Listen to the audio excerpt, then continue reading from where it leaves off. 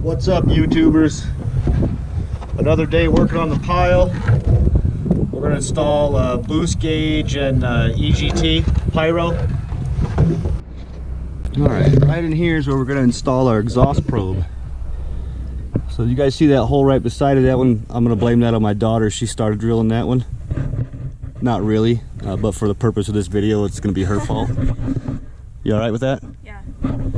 Okay, anyway, so we got it more centered now. I'm going to drill it about halfway through right there, and then once it's getting close, I'm going to start the truck. And this will be the second or third time I've done it that way with the truck running. You guys would be surprised, number one, just how much pressure comes out of that little tiny hole to blow all the shavings out, and also just how fast it gets hot. I mean, you got about a 10-second window and that's it. Well, we messed up, guys. We drilled that hole down there at the bottom, but I couldn't get the tap on it straight because of this coolant hose in the way. I didn't want to pull it off and drop coolant and all that. So I had to drill another hole up here, put a small chamfer on it. We're going to tap that one, put our exhaust probe in there, and I'll just have to weld this one shut right quick. Not a problem, just a mistake that I made. So if you guys do this in the future, I would use this spot up here because you have all kinds of clearance.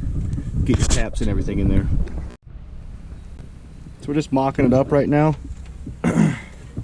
Goes in about that far, about right there, before it bottoms out on the other side of the exhaust. So let's see what we got here.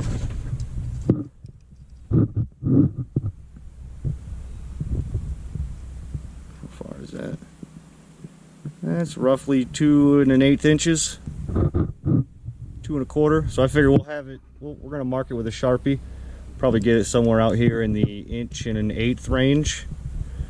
That way it's in the middle of the exhaust. I'm not real sure what the spec's going to be, but I figure that much should be hanging out. Should be 50% into the pipe. Alright, got our hole drilled and tapped. Put a little thread tape on there. Try to keep it one thread away from the bottom. Okay. If you can. They say that's a thread seal tape. I really feel like it's more of a lubricant, so you can get an extra turn or two. And I think it's the tapered thread that makes it seal, but I could be wrong. Just my own thoughts. Am I doing this right? Oh my goodness, sometime today. Yeah, you're doing fine. Quick note, guys, all I've done to this truck as far as mods is I've put a vacuum cap in here, and this is for my crankcase ventilation. So it normally is ducted right into the turbo, so it's getting all the oily, just crummy air going straight into the turbo there. So I got this vented to atmosphere, capped that off. Other than that, the truck is bone stock. It still has EGR cooler. Everything's plugged in even. So it is tuned, but I'm pretty certain that it has an emissions friendly tuner on it. So the next mod for us in the future is full delete and then retune with it deleted. But also I'm a conservative driver, so I won't be acting like it's a Honda Civic, and I will never be under the impression that it's fast. It just needs to be a reliable work truck for me, and if I can fully delete it and gain 12 more miles a gallon, that's a win-win. So if you guys look here, that is a perfect wide open space. Just drop your wires down in here. You come up from underneath, literally you can reach your hand almost all the way up to here. It's wide open. No cables, hoses, harnesses, nothing in the way. Wide open. Well, here's a quick shot of what it's going to look like.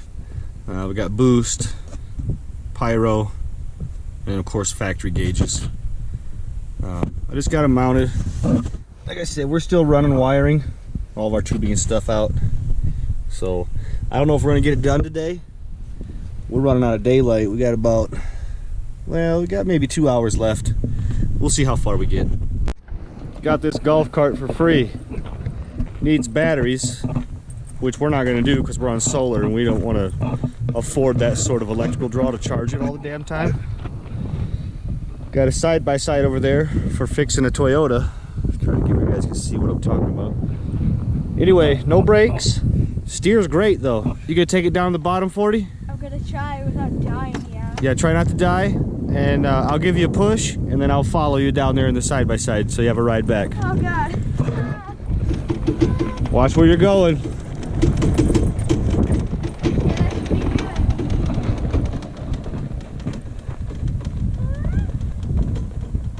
Bottom 40 is pretty steep. He's going to drop about 150 feet in elevation.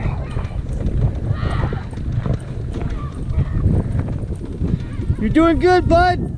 Tuck and roll.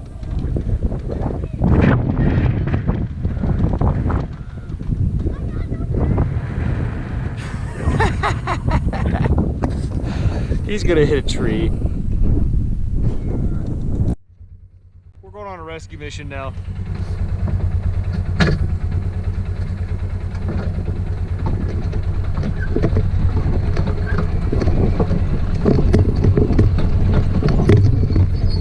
Oh, we're about to lose the camera.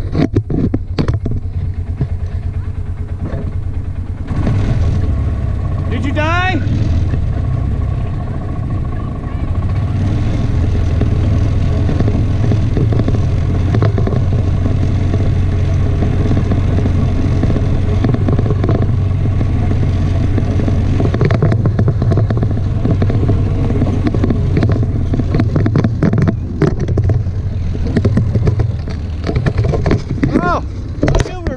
Damn camera. Sorry about that, guys. Buckle up.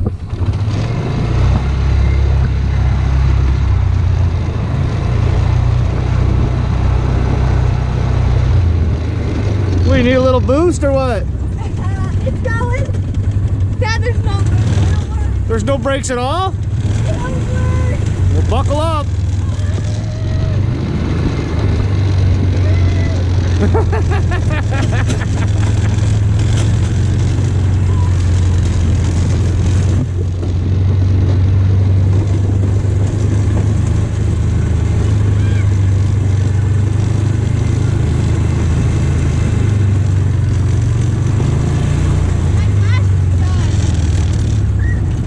They died.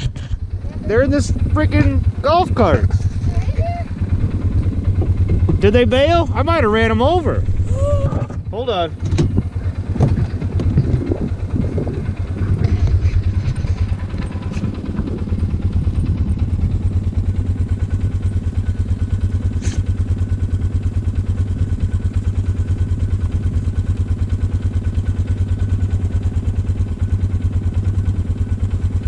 Are they good? All right, let's go. Let's get her parked. Oh, I can't even give you a boost. I'm gonna run your freaking bumper over. I have to push you manually. I'm old and fat, but I'm not liking this. I think I just hit you with this thing and give you a push, but that's not gonna work. All right, let's do it. What's going on, bud? I have a headache, and there's no brakes on that. Well, you did good. Thanks. My glasses, they decided to bail. But you saved them. Yeah. They all right? Yeah. All right. So what are we talking about? My head. Oh, you need a helmet? I think so. No, I got my hat, but And same your thing. glasses? Yep.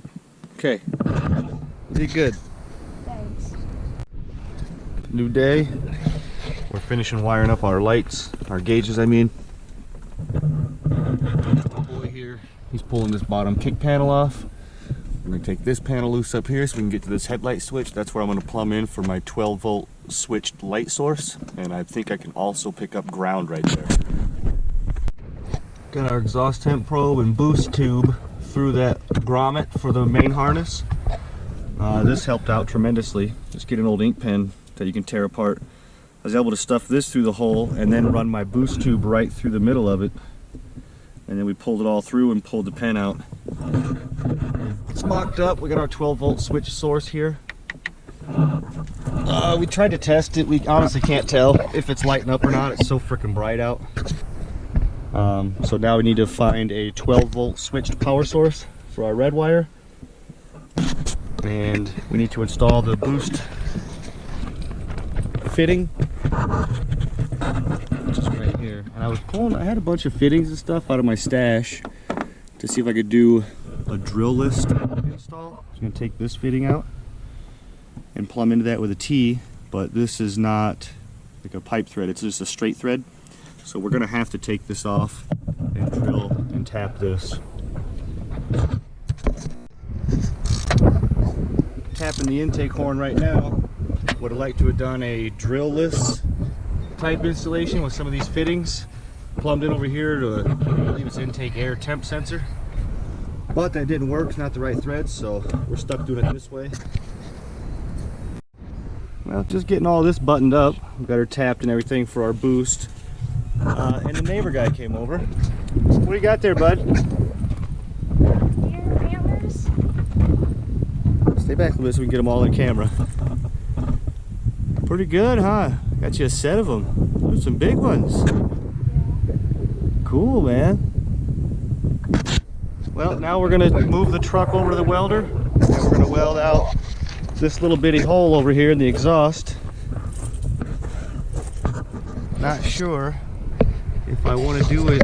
I'm thinking do it with the engine running, so the exhaust pressure blows all the little slag and sparklies out. But I have heard horror stories of people blowing up ECMs and shorting them out, and then you have to replace a computer. I personally have never had an issue as long as my ground has always been close to what I'm welding on. But still trying to figure out how to attack that. Trying to get you guys where you can see this. It's just hard driving and steering and watching where I'm going and watching what you guys can see. But exhaust temp's working, that lower gauge is boost. If I roll into it just a little bit, you'll see it'll come up off of 0 there.